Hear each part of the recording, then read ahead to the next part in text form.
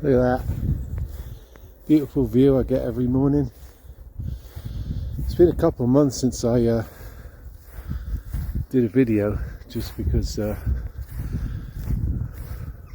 dealing with lots of issues outside of music, mainly moving my daughter and son-in-law out into the new house, so it's good. Been on a couple of trips, one down to the Jurassic Coast and another over back to Dublin. That was fun. I drank Dublin Dry, by the way. There's no Guinness left, so don't think you can go there and get one.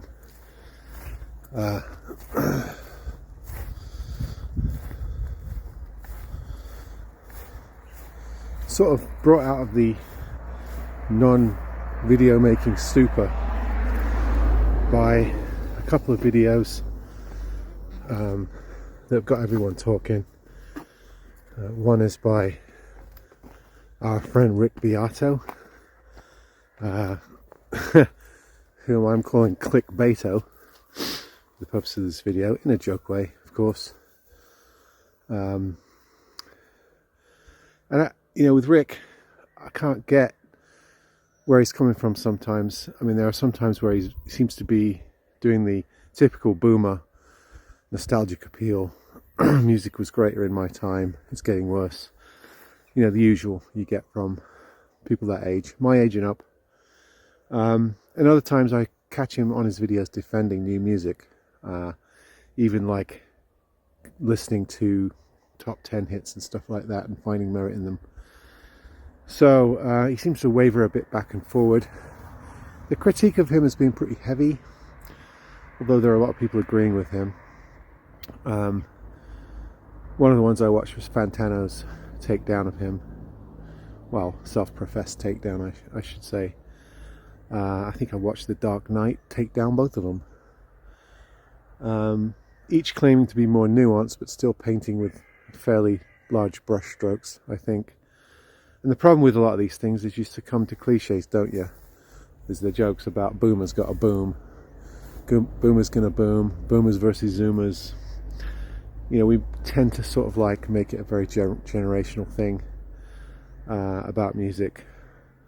These old folks don't like Spotify because they can't use their phones. That kind of joking around. But I know that Rick is pretty tech savvy and uses a lot of studio tools, and has for years, and does in his video, profess that there is some creativity with said tools. So it's not that simple. However, he has the habit, and I've called him out on this before on my videos, when he's comparing eras.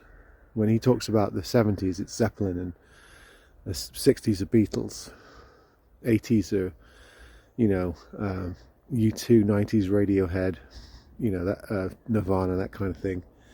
So when he's talking about past decades, he picks the best in retrospect music, not necessarily top 10 or popular or top selling, but when he compares to this era, he always seems to go to the top 40 and pick drivel. That's the weakness in his argument. I think he doesn't look at enough good music being produced in this particular era. I'd like to see him do videos on unearthing cool underground bands. There's loads of them. If you dig, there is loads of good music. I'd like to see him spending time on that rather than going through Taylor Swift, and the like, or whatever's popular. He seems a bit obsessed with that, and I think Fantano points that out fairly successfully. However, Fantano in his rebuttal seems to be taking Rick to task for criticizing genres of music that he perhaps likes. If you watch Fantano, he's brilliant. He reviews everything. He's a real service to the internet. The problem with him is he seems to like everything. Not like everything, but he seems to like all genres equally. So you don't get a real sense of critique sometimes. I mean, he loves rap, he loves metal, he loves alternative rock. He likes a lot of pop. He likes a lot of stuff that you perhaps wouldn't like. He finds merit in things, which I suppose is a good quality. But you're not sure of his benchmark sometimes because, while he champions alternative and underground music, he also champions some of the most crass commercial music as well. So, you're never quite sure what his criteria is for what he considers to be good music. But I get his point. I thought he took Rick too seriously. Rick does waffle. He does turn the mic on and just sort of free associate. The Darkest Night kept calling them shower thoughts, which I suppose is accurate, although I think we're all guilty of that. I think we all do that. All YouTubers do that. We waffle, we pontificate, we free associate. Even those of us who carefully prepare our content do some of that. So I don't think it's fair to call out one person on that particular thing. There's a lot of talk about how electronic music or the digital age has ruined music because it enables poor musicians and musicians to create music in substandard studio conditions, and then rely on things like quantizing and auto-tune, which supposedly fixes your errors and sort of makes music generic and anodyne and one-dimensional and samey, if you like. And I can see an argument to some of that. However, electronic music and a lot of these tools have been around for decades now, and there's been a hell of a lot of very innovative music. You think of bands like Devo, who were around in the 70s. You think of bands like Kraftwerk, all of the 80s sort of post-punk bands. A lot of the early 90s trip-hop used technology in different and interesting ways and innovated with it. And there's a lot of music that comes out of bedrooms, that comes out of home studios, that is self-produced, that is better than what's coming out of, £1,000,000 studios. So I don't know if that's the way to distinguish either. That seems to be a very broad stroke. Now I'm going to be biased here because I am a self-produced musician who puts music out there. I don't have the money. I would never put anything out there if I was relying on money to go and get it done in a professional, top-notch studio. It just wouldn't happen. Years ago I talked to labels with bands, almost got signed a few times. But for most of us that's just not going to happen, particularly in today's climate. It's not the same anymore. So the fact that we can produce our own music is a great equalizer and a great leveler of the playing field. And yes, it will produce a lot of substandard music. It will produce a lot of dross. There are people that are not really musicians and not very creative people that are going to get out there and convince themselves that they can contribute to the field or to the art. That's going to happen. But to think that happens in this day and age and not in other day and ages is, I don't know, a bit foolish, really, and a bit revisionist, if you like. And I think Fantano and the Darkest Night did well to call this out. If you look at the 50s, you think of, the great music of the 50s. But if you actually go back through the charts, and you can do this for any decade, if you go back through the charts, there was a lot of crap, poorly produced drivel, awful music. Same with the 60s. It wasn't all the Beatles and the Stones. There was a lot of dross produced in the 60s and the 70s. Some of the 70s music is the most generic anodyne music you'll ever hear, and the 80s as well.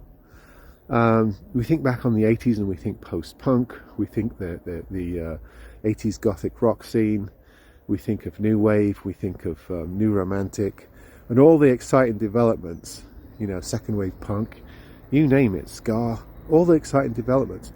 But that was a minority, that was a counterculture. There were absolutely thousands of boring, generic, plastic, pale pop productions in that decade. Same with the 90s, and it's the same now. So I think we're all a bit guilty of looking back through nostalgic lenses and sort of revising how history actually happened. When Nirvana came out in the 90s, there was still a lot of crap music that people were listening to, and people took a long time to embrace that sound. I worked in a record shop when Pearl Jam's 10 and Nirvana's Nevermind came out, and they were out a good while before they caught fire. And some of the stuff that people was listening to back then was horrible, absolutely awful. I'm not going to call out stuff because it's all very subjective. But you know what I'm talking about. We can all come up with examples of, just horrible music being produced at all times in all decades. 1920s wasn't all about Louis Armstrong's swing. There's a lot of really, poor sort of Mantovani orchestra, dribbly strings, elevator music being put out that no one listens to today. So,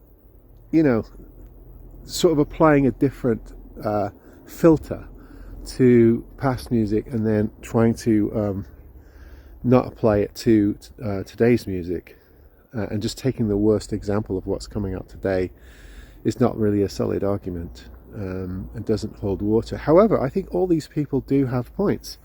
I do think that the music industry is saturated. I do think there is a vast amount of very substandard work coming out. There isn't the gatekeeper situation anymore. The labels don't control music anymore. Self-production is a thing, but it's in all work. It's in all artworks. It's in all walks of life. You go into the book field. There are streams of novels and poetry books that are self-published, not properly edited, perhaps poor standard writing, that are just absolutely clogging up the publishing channels these days. The Create Space, Lightning Rod, Lightning Seed, one of those, Lightning Source, something like that. You can basically put your own book out and do it however you want with however little creativity and editing prowess that you want. The physical arts, the visual arts, same thing. Anyone can be an artist. So yes, it is saturated, and there is substandard work coming out. It's always been that way. Even in the great centuries of classical music, if you go back to that time, what people found popular in those salon days in France was not Debussy and Ravel. It's all these composers that are gone now that you've never heard of. Fluff. So every era produces or overproduces or oversaturates the market. It's just that we're at a level now in the digital age that we've never seen before. But that doesn't mean you can't seek out good stuff. And that doesn't mean you have to be controlled by what's in the charts or what's popular or what everyone on YouTube or TikTok is listening to. If you dig, you find good music. And I think this is probably the number one irritation I have with Rick's argument. And also, there are people that work with very sparse studio setups that produce really interesting stuff. Do you remember the early Ween records? They were made in someone's bathroom. Production values were awful, but they were really creative pieces of work. People like Beck, Nine Inch Nails, even the early Cure albums were all sort of like one man doing stuff in a home studio, and then eventually they moved out into more professional realms. There's Animal Collective. You can think of loads and loads of bands, Boards of Canada, that use electronics, digital studio equipment very, very differently, produce very, very unique sounds with it. If you look for it, you'll find it. Don't worry about what is going on in the top 40 or what the average 12-year-old is listening to. It doesn't matter. It's always been that way. So I appreciate these talks. We've talked about this before, and I appreciate other people bringing them to the fore. And I can understand some of the frustration of people like Rick Beato, who's been in the music industry a long time, and by the way, comes from a position of privilege. He has access to the top studios, to the top equipment. He makes millions of dollars with his YouTube hits. So putting out, a title like that is very clickbaity and will bring him lots of money, and he can invest that into the kind of equipment that he wants. Not everyone's in that position. Some people only have, a basic DAW, even GarageBand, and a guitar and a microphone. You can still make good music. You can still do good things. You can still reach a level of production that is listenable. So yeah, I think the snobbery is a bit unwarranted. And I think some of the critiques of Rick are also a bit over the top as well, because I think he's riffing. I don't know how serious he is about some things he says. He even questions himself in his video. Am I wrong? I don't think so. So you can tell he's just sort of, expatiating on these themes and filming, his thoughts. And some of the other people that have done the same are doing exactly the same, even while criticizing him. It's all very subjective. It's not just generational. I know we like to paint things into gender and generational corners. Everyone born in this area is like this. Everyone of this gender is like this. Everyone who is from this particular background is like this. But that's too simple. It's a more complex issue. There are a lot of people that only like simple, easy to process music. Stuff that's easily listenable, that has the basic beats and a melody, and they're not really interested in musical nuance or complexity. And they don't care about collecting music, and they don't care about being an audiophile, and they don't care about CDs and records and the difference between analog and digital. All they want is a backdrop, a background sound to whatever they're doing. A filler, a space filler is what they see music as. And yes, that's devalued music. Yes, because we're living in the digital age, music is no longer has the commercial value that once did. You can get it for free. You can go find it and never spend a penny on it. It's the same with anything. You can find free books. You can find free artwork. You can spend all day on the internet and get as much free stuff as you want without paying for any of it. But there are people that are discerning. There are people that do want to collect music, that do want music to be physical and tangible. There are people that are going back to old formats of recordings. There are people that do take the time to actually listen to a full album. And that's what you have to concentrate on. Those are the people you have to target. There will always be people for whom music is just a flippant, past time spending activity, where there's no depth to what they want. I have a hard time with friends of mine that play the same playlists and the same 10 songs on Spotify all day, every day. And I challenge them. I say, can we do something different today? Can you just put on something different? Anything. Just change it up. And sometimes they'll comply, and other times they want what's familiar. They want what they listened to yesterday. And they're free to do that. So you have to realize that there is a market for whatever you're into. It may be small, it may be big, it may be bigger than you know. You may have to dig under rocks for it, but it does exist, and there are like-minded people. And I think we over worry about what the world's doing and what the world's coming to in terms of music and where it's all going. It's all cycles, it's all swings and roundabouts, really, if we want to use another cliche statement. But anyway, it got me thinking again. It got me making the video again.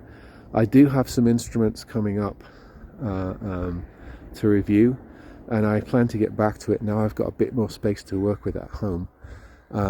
So stay tuned, and those of you who still tune in after this sort of bitty period of mine, I really appreciate it, and I appreciate the comments, and I do go watch your videos whenever I can.